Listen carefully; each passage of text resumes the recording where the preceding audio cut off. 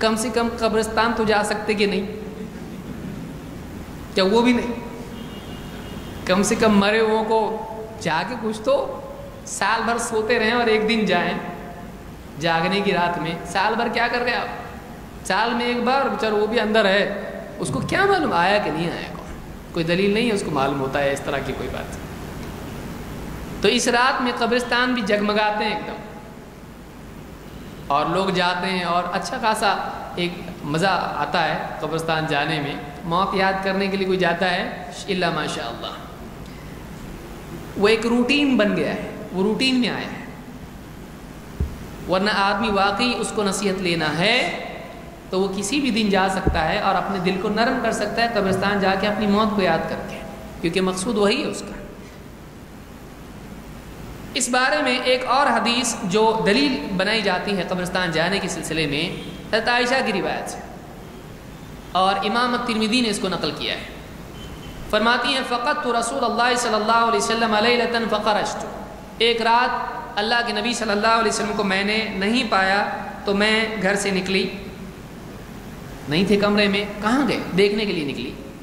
फ़इदा हुआ बिल बक़ी, तो मैंने जब आपको तलाश किया तो आप मुझे बक़ी में मिले, जिसको जन्नतुल बक़ी बहुत सारे लोग कहते हैं, बक़ीउल ग़रक़द, जो कब्रिस्तान है मदीने का।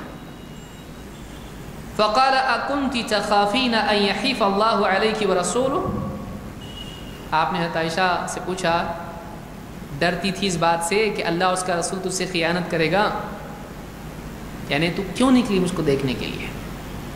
मेरे बारे में कुछ खौफ है कि मैं तुम्हारा हक़ अदा नहीं करूँगा, कहीं और गया, मैं दूसरी बीवी के पास गया, कुछ और बात है क्या? मतलब तुमको ऐसा डर है कि मैं हक़ अदा नहीं करूँगा तुम्हारा, तुम्हारे हक़ में से किसी और को दूँगा। फ़क़ुल्तु या रसूल अल्लाह इन्नी ज़ननतु अन्नका अतैत बअद निसाइक, कहा कि अल्लाह के रसूल मेरा गुमान ये था, मैंने समझा शायद आप अपनी किसी दूसरी बीवी के पास गए हैं। जा सकते हैं कि नहीं जा सकते हैं? जा सकते हैं। एक आदमी के एक से ज़्यादा बीवियां हैं तो एक बीवी के घर पे अगर उसका क़ियाम है तो किसी वजह से क्या मना है, वो घर पे नहीं जा सकता। कहा कि आप, मुझको ऐसा लगा आप किसी और बीवी के घर पे गए हैं, इसलिए मैं आपको देखने के लिए निकली, कोई गलत बात है? कुछ भी नहीं। फ़क़ाल इन्नल्लाह अज़्ज़ व जल यंज़िलु लैलतन निस्फ़ि मिन शअबान इला समाइ दुनिया, आपने अपनी वजह बताई मैं क्यों गया, हदीस ज़ईफ़ है फिर भी सुनिए, कि अल्लाह ताला निस्फ़ शअबान की रात आसमान दुनिया की तरफ नुज़ूल करता है, उतरता है, नीचे आता है। नज़ला के माना है नीचे आना, आसमान दुनिया की तरफ नुज़ूल करता है। कैसे हमको नहीं मालूम, कैफियत है लेकिन मालूम नहीं। फ़यग़फ़िरु लिअक्सर मिन अददी शअरी ग़नबि कल्बि, तो अल्लाह ताला बनु कल्ब की जो बकरियां हैं उनके ऊपर जितने बाल होते हैं जिस्म पर, इतनी ज़्यादा अदद, इतना बड़ा अदद, इतने लोगों की मग़फ़िरत करता है।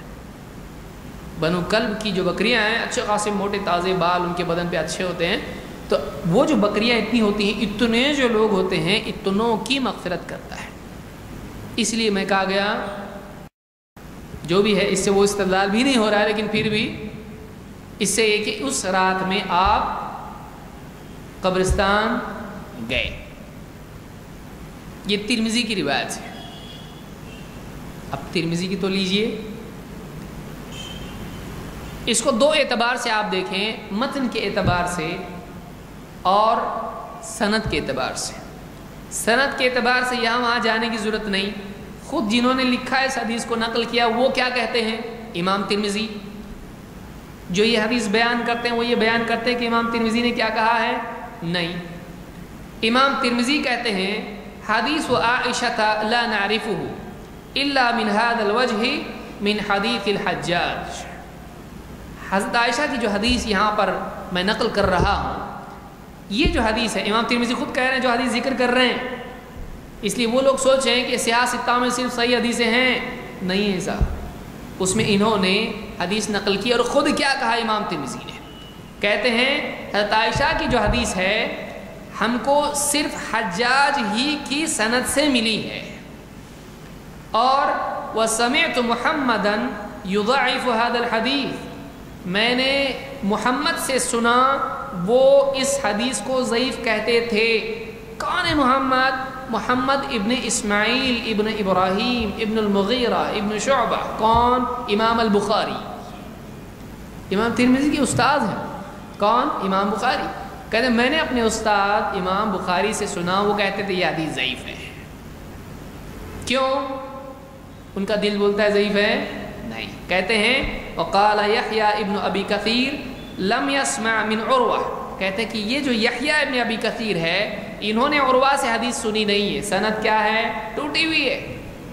اور اتنا ہی نہیں، والحجاج ابن ارطاط لم یسمع من یحییٰ ابن ابی کثیر، اور حجاج ابن ارطاط نے یحییٰ ابن ابی کثیر سے نہیں سنا۔ تو سند کتنی جگہ سے ٹوٹی ہوئی ہے؟ دو۔ مطلب یہ حدیث کیا ہوئی؟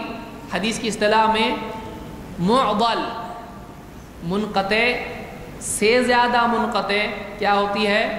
معضل، جو دو جگہ سے ٹوٹی ہو۔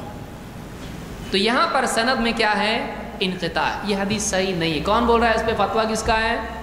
امام البخاری کا۔ نقل کون کر رہا؟ جو حدیث نقل کر رہا ہے وہ فتویٰ بھی نقل کر رہا ہے۔